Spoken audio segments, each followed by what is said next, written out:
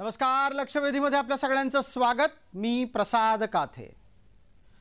पिट्या दादा म्हणून परिचित असलेल्या कलाकारानं समाज प्रबोधनाचा एक प्रयत्न केला।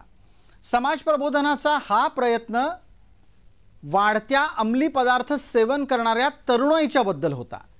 त्यांनी आपल्या पद्धतीने जनजागृतीचा प्रयत्न केला आणि नुसता जनजागृतीचा प्रयत्न करून ते एकतर्फी थांबले नाहीत, तर ज्या व्यक्ती त्या अंमली पदार्थ सेवन करताना त्यांना आढळलेल्या होत्या त्यांना वैद्यकीय उपचार मिळावेत याच्यासाठी सुद्धा त्यांनी पावलं टाकली। पण ही सगळी गोष्ट समाज माध्यमांवर आली। तांत्रिक शब्दात सांगायचं तर डिजिटल फॉर्मॅटमध्ये, म्हणजे त्याचं छायाचित्रण करून ती प्रसिद्ध झाली आणि आता याच संपूर्ण प्रकरणात पिट्या दादा अडचणीत आलेले आहेत। रमेश परदेशी असं या कलाकाराचं नाव आहे आणि त्यांच्या विरोधात तक्रार दाखल झालेली आहे। अंमली पदार्थांच्या सेवनानं तरुणाई बर्बाद होतीये हे सांगू पाहणारे रमेश परदेशी आज एका अशा विचित्र कायद्याच्या कचाट्यात अडकले आहेत ज्यात त्यांनी संबंधित तरुणींचे चेहरे झाकले नाहीत म्हणून त्यांच्या विरोधात तक्रार झाली आहे। आता या ठिकाणी परिस्थिती लक्षात घ्यायला हवी, मूळ हेतू लक्षात घ्यायला हवा आणि त्या अनुषंगाने कायद्याच्या अंमलबजावणीचा विचार सुद्धा व्हायला हवा। याच बाबतला एक जुना संदर्भ इथं देणं चर्चेत अत्यंत गरजेचं आहे। पद्मसिंह पाटील आणि गोपीनाथ मुंडे यांनी विधिमंडळामध्ये, विधानसभेमध्ये अत्यंत अश्लील भाषेमध्ये एकमेकांचा उद्धार केला होता। ते संपूर्ण प्रकरण कामकाजातून वगळण्यात आलं, पण त्यावेळच्या जबाबदार संपादकांनी जे काही सभागृहात बोललं गेलं ते तसंच्या तसं छापलं आणि सांगितलं की काय पद्धतीचं वर्तन लोकप्रतिनिधी करतात। पाहायला गेलं तर कायदा तेव्हाही होता, कायदा आजही आहे। रमेश परदेशींचा हेतू अंमली पदार्थाच्या विळख्यात तरुणाईनं राहू नये हा आहे, पण असं असताना कारवाई काय होते तर रमेश परदेशींनी मुलींचे चेहरे का झाकले नाहीत।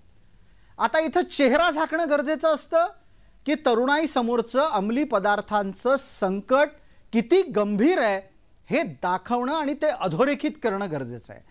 या निमित्तानं आपण चर्चा करणार आहोत आणि या चर्चेत आम्हाला रमेश परदेशी यांच्या मूळ हेतूचं समर्थन करावंसं वाटतं।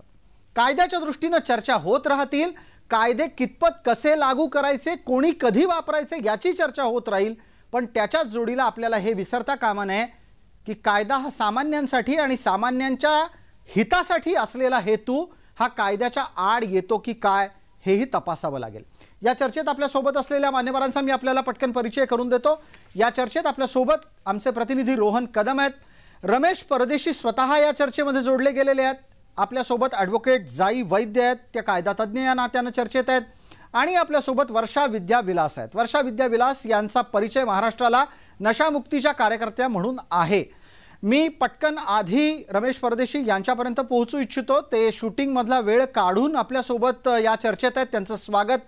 रमेश परदेशी जी, एक संवेदनशील नागरिक म्हणून तुम्ही जी भूमिका घेतली ती खरंच कौतुकास्पद आहे। आम्ही वैयक्तिकरित्या तुमच्या या भूमिकेचं समर्थन करतो की तरुणाईच्या समोर असलेल्या अंमली पदार्थ सेवनाच्या संकटाची जनजागृती तुम्ही करू पाहत होतात। तुम्हाला कदाचित ठाऊकही नसेल की त्या दोन मुली कोण आहेत, तुम्हाला कदाचित कल्पनाही नसेल की तुम्ही टेकडीवर फिरायला गेल्याच्या नंतर तुमच्या पुढे काय वाढून ठेवलंय, पण एक सजग नागरिक म्हणून तुम्ही वागलात। आज एका वेगळ्याच अडचणीत सापडलेला आहात। मन विषण्ण होतं का आणि अशाच मुळे मूळ लढण्याची प्रेरणा माणूस हरवतो का? सर्वप्रथम तुमचं धन्यवादच, कारण खूप नागरिक सोबत असताना मीडिया मधून कोणीतरी पहिल्यांदा हे समर्थनीय आहे असं म्हटलं, मला फार बरं वाटतंय। मागच्या 3-4 दिवसांमध्ये ज्या स्ट्रेसमध्ये मी आहे या सगळ्या घटनेनंतर, आणि तुम्ही म्हणाला तसं थोडक्यात त्याचं सांगतो की खरंच कायदा हा सर्वांसाठीच आहे, कसा वापरला गेला पाहिजे त्याचेही काही नियम अटी आहेत।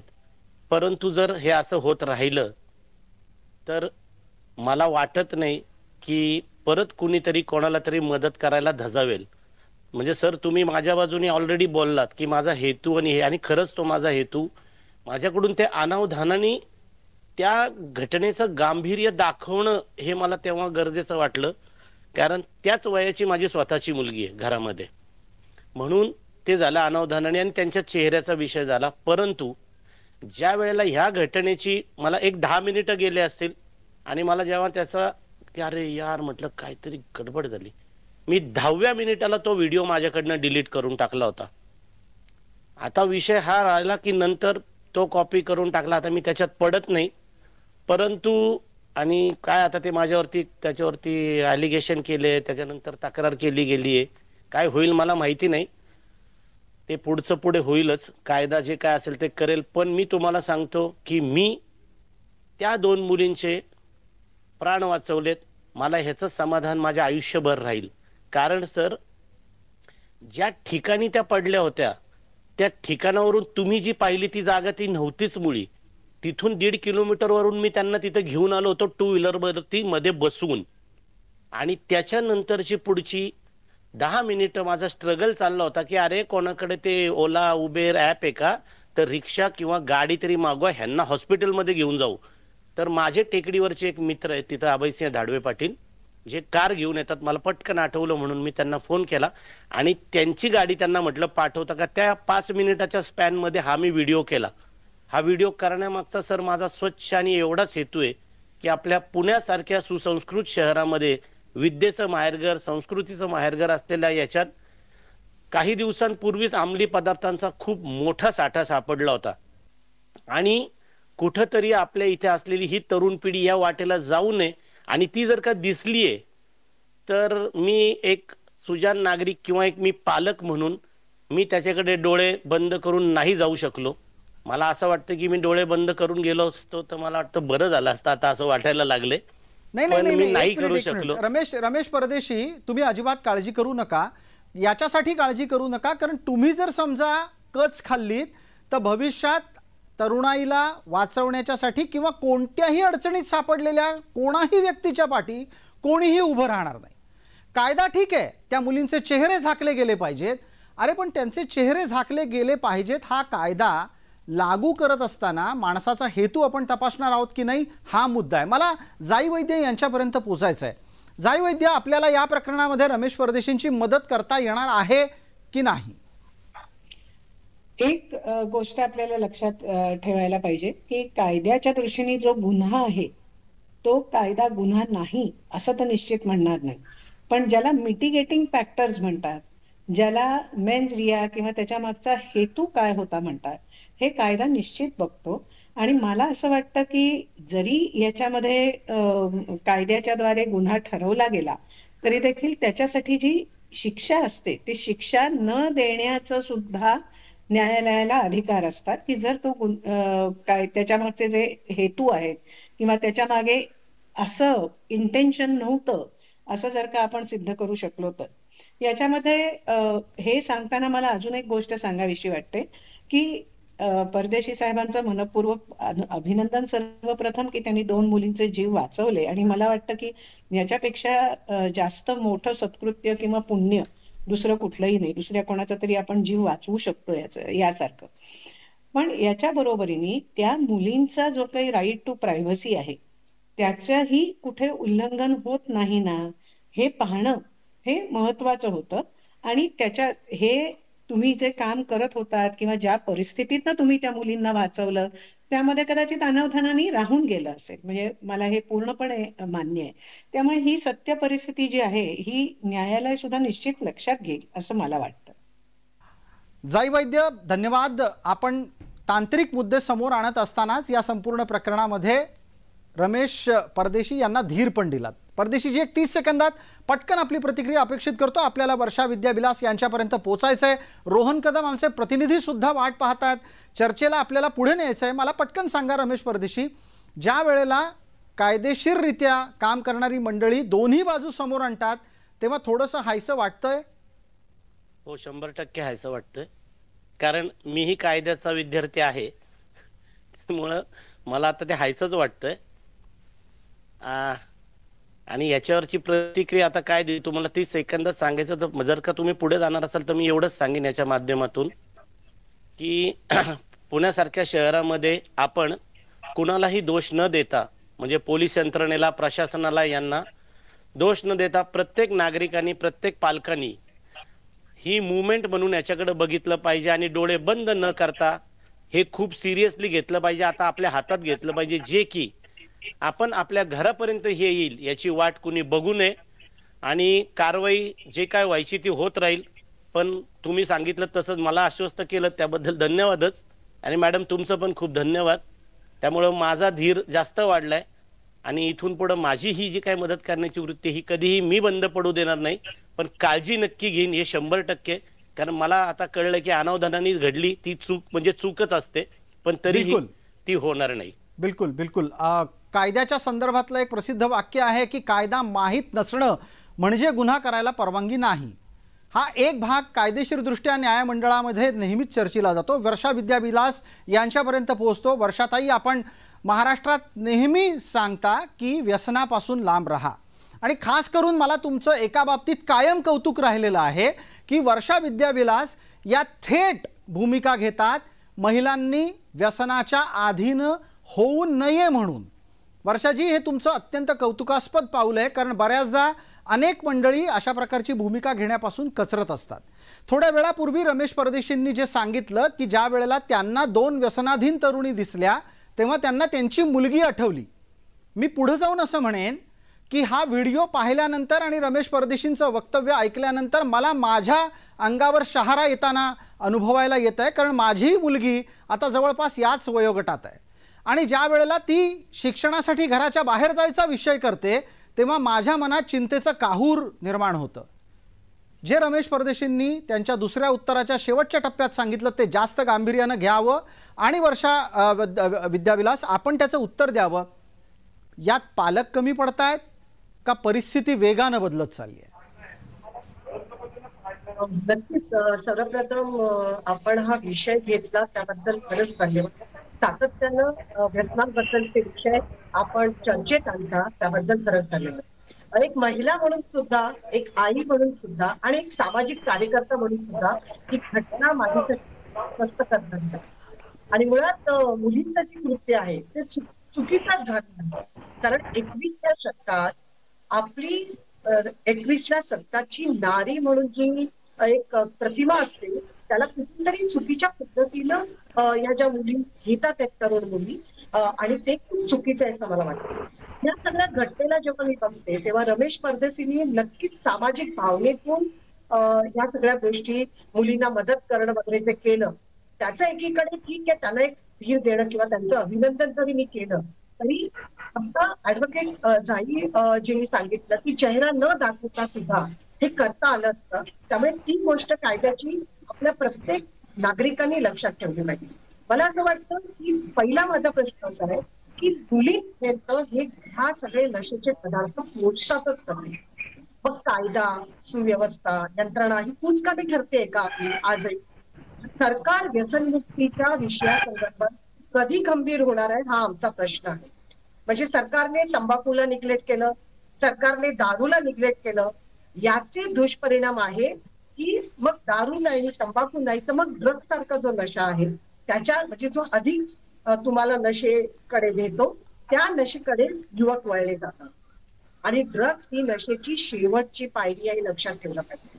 त्यामुळे वाढत चाललेलं हे तरुणांचं जे व्यसन आहे ना, हे शैक्षणिक जे बदल होत आहे, रोजगारांमधला जो संभ्रम आहे किंवा आर्थिक सामाजिक जी कुटुंबातलं जे बिघडतं वातावरण आहे ना, कुठेतरी मला असं वाटतं की ते त्या वातावरणामुळे त्या परिस्थितीमुळे सुद्धा या सगळ्या गोष्टी व्यसनांकडे वळण्याचं प्रमाण हे जास्त आहे.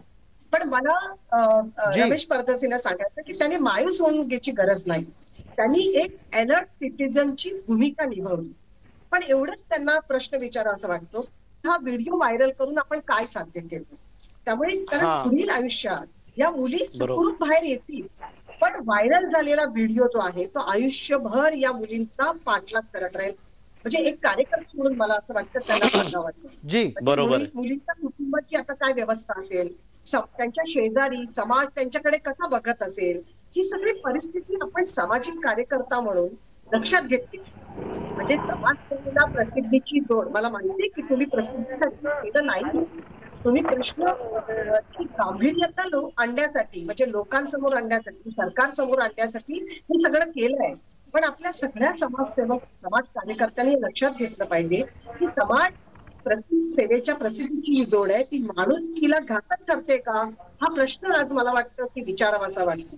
त्यामुळे बिलकुल बिलकुल वर्षाताई याची उत्तर आपण लगेच त्यांच्याचकडून घेऊ. रमेश परदेशी आपल्या सोबत आहेत, रोहन कदम आमचे प्रतिनिधी पुण्याहून जोडले गेलेत, बराच वेळ ते आपल्या सोबत आहेत. माझी छोटीशी विनंती आहे, रोहन आपला आवाज कृपया काही काळासाठी म्यूट करा, कारण तुम्ही सार्वजनिक जागी आहात, त्याचा आवाज सगळ्यांनाच ऐकायला जातोय.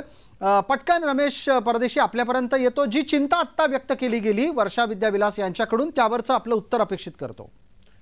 खरंच मी मगाशी तेच म्हटलं की बरोबर आहे, फक्त माझा हेतू हाच होता की जर सर हा व्हिडिओ कुठेतरी काढून नंतर तो ब्लर करून टाकला असता किंवा काही, मला हे मी लाईव्ह केल्यामुळे ऍक्च्युली ते ब्लर नाही करू शकतो, टेक्निकली सांगितलं. मला ह्याची दाहकता आणि ह्याचं गांभीर्य दाखवायचं होतं, हा माझा त्याच्या मागचा स्वच्छ हेतू होता.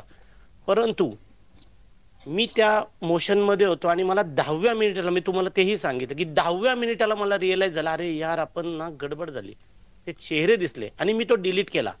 गंमत अशी झाली सर, त्या 10 मिनिटांमध्ये फक्त 2 कुठली तरी पोर्टल्स होती, जे एक ते खासरे टीव्ही आणि बिंग, या लोकांनी ते व्हिडिओ व्हायरल केले आणि ते विदाऊट ब्लर करता केले, कारण त्यांच्याकडे ती टेक्नॉलॉजी होती आणि त्यांना ते शक्य होतं. माझ्या जेवढं मी लगेच डिलीट केला होता तो. आणि मॅडम तुम्ही म्हणतात तसंच की प्रसिद्धीचा हव्यास किंवा असं काहीही नाही, मला ती दाहकता शहरामध्ये नवीन ते 4000 किलोचं ड्रग सापडणं किंवा कन्सिस्टंटली त्याच्या आधी ते ललित पाटील, ह्या सगळ्याकडं लोकांचा दृष्टिकोन बघण्याचा हाच होता. प्रत्येक जण त्या सिरियसनेस नव्हता घेत, तो सगळेजण त्याचे पॉलिटिकली आडखे बांधत होता की अरे ते ड्रग्स मध्ये कोण इन्व्हॉल्व असेल, मग कुठल्या पॉलिटिशियनचा हात असेल. तर मला वाटतं हे सगळं चाललेलं असताना कोणी हा विचारच केला नाही की अरे हे 4000 कोटीचं सापडलंय, डिस्ट्रीब्यूट किती झालं असेल आणि कोणाकोणापर्यंत झाले असेल आणि कसं कसं झाले असेल. बिलकुल बिलकुल रमेश परदेशी, हा एक अत्यंत गंभीर मुद्दा आपण मांडला. चर्चेची केंद्रस्थानातली भूमिका जी आहे ती आता तुम्ही मांडलीत आणि तुमच्या आधी वर्षा विद्याविलास यांनी याच मुद्द्यावर गांभीर्यपूर्वक चिंता व्यक्त केलेली होती. मला पटकन आता रोहन कदम यांच्यापर्यंत जायचंय. रोहन, तुमचा ऑडिओ सुरू करा, माझा प्रश्न ऐका, उत्तर द्या. माझा प्रश्न तुमच्यासाठी असा आहे, रमेश परदेशी असोत, वर्षा विद्याविलास असोत, जाई वैद्य असोत किंवा हा कार्यक्रम ऐकणारे प्रत्येक प्रेक्षकातले प्रत्येक घटक असोत आणि स्वतः मी सुद्धा, आम्हाला सगळ्यांना ही चिंता असते आणि ती सातत्यानं भेडसावत असते की आपली पोरं घराबाहेर पडल्याच्या नंतर त्यांना कोणत्या व्यसनानं गाठलं तर जाणार नाही ना, जबरदस्ती कोणत्याही व्यसनाच्या अधीन त्यांना केलं तर जाणार नाही ना. रोहन, सध्या पुण्यात नक्की चाललंय काय, हा प्रश्न या निमित्तानं उपस्थित होतो. 4-4 हजार कोटीचे ड्रग्ज पकडले जात आहेत. मुद्दा असा आहे, पकडले जात आहेत म्हणून कौतुक करायचं की ते इथपर्यंत पोचतायत कसे, याची चिंता व्यक्त करायची.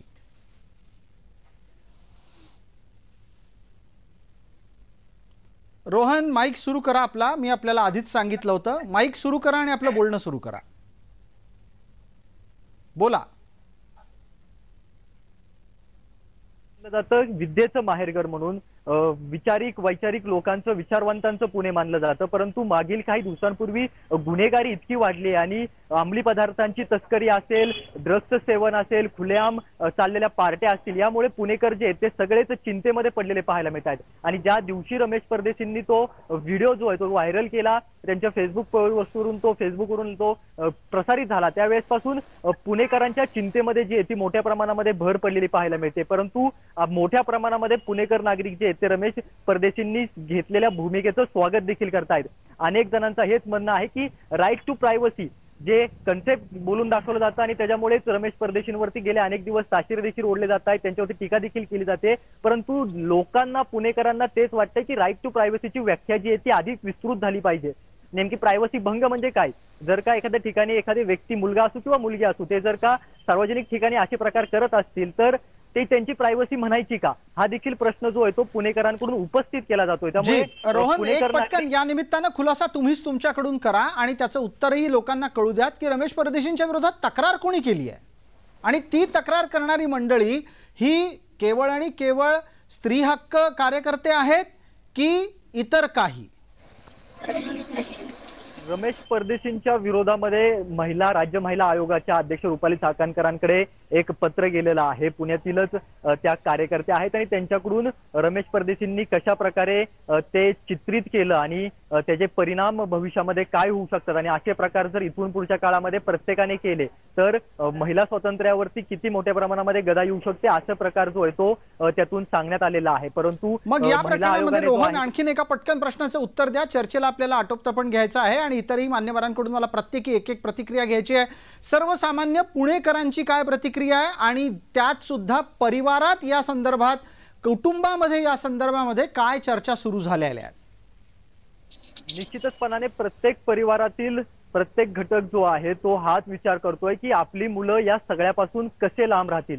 खरं तर प्रशासनासमोर ही जबाबदारी आहे, परंतु कुटुंब म्हणून देखील पालक जे आहेत ते आता सतर्क झालेले पाहायला मिळत आहेत. कारण का त्यांच्याकडून असे प्रकार आता यंत्रणेवरती सोपवून किंवा यंत्रणेवरती डिपेंड राहून हे सगळं होणार नाहीये याची प्रचिती जी आहे ती पुणेकरांना आलेली पाहायला मिळते. त्यामुळे पुणेकर नागरिक स्वतः त्यातून भविष्यामध्ये पर्याय काढतील आणि आपली मुलं ही आपलीच जबाबदारी आहे. जरी ते बाहेर वावरत असली, कुठेही जात असली, कॉलेजमध्ये जात असली तरी त्यांच्यावरती नियंत्रण जे आहे ते आपल्यालाच ठेवायचं आहे. असे प्रकार जे आहेत ते पुण्यामध्ये कुटुंबामध्ये जे आहेत ते आता सध्या पाहायला मिळत आहेत. त्यामुळे बिलकुल थोडक्यात काय तर एक कुटुंबातला पूर्वीपासून चालत आलेला धाक, शिस्त ही कायम राहिली गेली पाहिजे. दरम्यान रोहन, तुम्ही आपली मुलं आपली जबाबदारी अशी एक नवी घोषणा या कार्यक्रमात दिली, तर ही प्रचलित झाली पाहिजे. धन्यवाद त्यासाठी तुमचे. मला पटकन आता जाई वैद्य आपल्याला बोलतं करायचं आहे. मी इतर प्रत्येक उरलेल्या मान्यवरांपर्यंत जाईन. वेळ मर्यादेमध्ये प्रत्येकानं आपली प्रतिक्रिया द्यावी. आधी जाई वैद्य आपण पटकन सांगावं, अशाच प्रकारे व्यसन करणाऱ्या एका अल्पवयीन मुलाचा व्हिडिओ सुद्धा समाज माध्यमात व्हायरल झालेला होता. त्यावेळेला मात्र एवढा गहजब झाला नाही ना. त्या मुलाच्या हक्काची कोणाला काळजी होती. त्या व्हिडिओत आणि या व्हिडिओत फरक इतकाच आहे, तो लहान मुलगा होता. या अल्पवयीन असलेल्या किंवा किशोरवयीन म्हणायला पाहिजेत मुली आहेत. कायदा स्त्री पुरुष भेद करतो का? याबाबत स्त्री पुरुषांच्या बाबतीतले अल्पवयीन स्तरातले अधिकार समान आहेत? नाही, आता सरांनी सांगितलं त्याप्रमाणे मला वाटतं ना याच्यामधला विषयच पूर्णपणे त्यांनी बदलून टाकलेला आहे. महिला आयोगाकडे तक्रार अशी गेलेली आहे की हे चित्रण करण्यामध्ये किंवा त्यांना ते सेवन करण्यापासून थांबवणं हा त्यांच्या स्त्री स्वातंत्र्यावरती आणलेली गदा आहे, अशा प्रकारची तक्रार त्याच्यामध्ये आलेली आहे. म्हणजे आता ते राईट टू प्रायव्हसी किंवा त्यांच्या खाजगी जीवनावरती अतिक्रमण झाल्याची सुद्धा आता ही तक्रार नाही. आता सरांनी जे सांगितलं त्याप्रमाणे हा पूर्णपणे विषयच बदललाय, जिथे मुलगा मुलगी याच्या पुढे जाऊन हे अशा प्रकारे ड्रग्ज घेणं किंवा अशा प्रकारे अंमली पदार्थांचं सेवन करणं हे स्त्रियांच्या स्वातंत्र्याचा भाग आहे, अशा प्रकारची ही तक्रार आहे. त्यामुळे हा विषयच पूर्णपणे बदलून जातो. मला तर आता मग याच निमित्तानं पटकन रमेश परदेशी यांच्यापर्यंत जावं लागेल. आणि रमेश परदेशी, हे तर अजूनच जास्त चिंताजनक आहे की अंमली पदार्थांचं सेवन करणं हा वैयक्तिक अधिकार समजायला लागली आहेत लोक, आणि अशा प्रकारे अधिकारांचं हनन तुम्ही केलं असं जर कोणी म्हणायला लागलं तर आपल्याला कायद्याची व्याख्या सुद्धा पुनर्व्याख्यात करावी लागेल असं वाटतंय. रमेशजी. सर, हे कसं व्यक्ती स्वातंत्र्य असू शकतं? असं कुठलाच जगातला कायदा किंवा कुठलाच हे कुणालाच असं कुठेही व्यसन करायला परवानगी नाही देऊ शकत की ज्या व्यसनामुळे तुमचं काहीच भलं होत नाही. कधी कुठलंही व्यसन हे कधी शरीरासाठी चांगलं असतं असं आजतागत कधी कुणी सांगितलंय का? मग ते करण्यासाठी परवानगी कसं असू शकते आणि तो हक्क कसा असू शकतो मुळात? बिलकुल. आता म्हणजे मलाही आता मी स्पीचलेस आहे की हक्क नाही असू शकत ना तो. बिलकुल. त्यांना ती असलेली आवड असू शकते, त्यांचा तो बाकी काय ते त्यांना वाटतंय करावं असं असू शकतं. हक्क कसा असू शकतो? आणि व्यसन हा हक्क जर असेल करणं, सर मग आपण कुठल्या दिशेला चाललोय? बिलकुल. ही वैचारिक घसरण आहे आणि ती सर्वोच्च घसरण आहे असं म्हणावं लागेल. मला पटकन वर्षा विद्याविलास आपल्याला बोलतं करायचं आहे. वर्षा विद्याविलास, आपण जे नेहमी सांगता सिगार फॉर फिगर हा प्रचार घातक आहे. आता जे आपण ऐकतो आहोत ना, हे त्याच्या पार पलीकडचं आहे की व्यसन करू देणं किंवा व्यसन करण्यापासून रोखणं हा व्यक्ती स्वातंत्र्यावरचा घाला आहे. हे व्यक्ती स्वातंत्र्याचं नको तितकं आणि नकारात्मक उदात्तीकरणच म्हणायला लागेल. वर्षाजी. नक्कीच या व्यसन करणाऱ्या गोष्टीचं समर्थन होत नाही. संविधानाचं 47व कलम हे सगळ्यांना नैतिक बांधिलकी देतं, सरकारलाही बांधिलकी देतं आणि नागरिकांनाही बांधिलकी देतं. सरकारला बांधिलकी देतं की उपलब्धता कमी कमी करत जाणं आणि नागरिकांनाही बांधील आहे की या व्यसनांपासून दूर राहणं. मला असं म्हणायचंय, माझा तोच प्रश्न होता की सगळ्यात पहिलं तर ह्या मुलींपर्यंत हे किंवा या तरुणांपर्यंत ही व्यसनांचे पदार्थ पोहोचतात कसे. तर जी सक्षम यंत्रणा आपल्याला करायला पाहिजे ती अजून सक्षम यंत्रणा करणं गरजेचं आहे. आणि प्रचार प्रसार प्रबोधनाचं माध्यम हे फार मोठ्या प्रमाणात आपल्याला सरकारला करावं लागेल. आणि तिसरी गोष्ट, नुसतं सरकारवरती, नुसतं पोलिसांवरती, नुसतं यंत्रणांवरती टाकून होत नाही. यात मोठ्या प्रमाणात जशी रमेश परदेशींनी एक अलर्ट सिटीजनची, एक सजग नागरिकाची भूमिका निभावली, तशी लोकांना स्वतःहून लोकसहभागाच्या माध्यमातून ही पुरी यंत्रणा राबवावी लागेल मला असं म्हणायचंय. आणि लोकांनी त्याच्यात पार्टिसिपेट करावं लागेल, सहभाग घ्यावा लागेल. तेव्हा कुठे आपण व्यसनमुक्त महाराष्ट्र, सक्षम महाराष्ट्र अशा प्रकारची घोषणा जी बोलली ना की माझं मूल माझी जबाबदारी, हे जरी असलं तरी महाराष्ट्राला जर सक्षम करायचं असेल तर सगळ्यांना व्यसनांपासून दूर राहावं लागेल आणि त्याच्यासाठीची पहल करावी लागेल. त्यामुळे व्यक्तिगत स्वातंत्र्य हे जरी म्हणत असलो आपण संविधानात, पण अशा प्रकारचं स्वातंत्र्याला खुलेआम परवानगी नाही. आणि नशा हा नाश करणार आहे हे आपण सगळेजण मानतो. आणि म्हणून याच्यासाठी कडक शासन यंत्रणा उभी करणं सगळ्यांच्या लोकसहभागातून खूप गरजेचं आहे. बिलकुल वर्षा विद्याला धन्यवाद या उत्तराच्यासाठी. आणि आपण सर्व मान्यवर या चर्चेत जोडला गेलात त्याबद्दलही आपले मनपूर्वक आभार. आपलं जीवन सांभाळणं ही वैयक्तिक जबाबदारी आहे, ते करण्याच्यासाठीचा मार्ग अनुसरणं ही सुद्धा वैयक्तिक जबाबदारी आहे. त्याचं स्वातंत्र्य प्रत्येकाला आहे, पण याचा अर्थ व्यसन करण्याचं स्वातंत्र्य तुम्हाला त्यात मिळालंय असं नाही. चर्चेला तुर्तास इथंच आटोपतो घेतोय. आपण सर्व मान्यवर चर्चेत सहभागी झालात याबद्दल आपले पुन्हा एकदा आभार. लक्षवेधीच्या या चर्चेत तुर्तास इतकंच. सर्व प्रेक्षकांना जय महाराष्ट्र.